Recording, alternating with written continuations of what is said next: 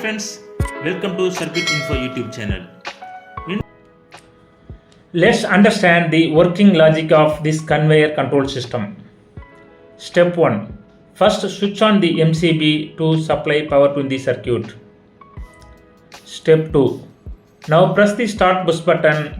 This will energize the control circuit and make the system ready. Step 3. When a box is detected by sensor 1 at the start of the conveyor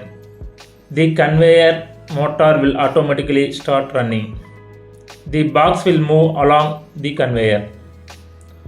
As soon as the box reaches the end of the conveyor, sensor to detect it, at this moment the conveyor will automatically stop. This cycle continues for every box. Remember, without pressing the start push button, the sensor will not activate and the conveyor will not run. This ensures safe and reliable operation of the conveyor system.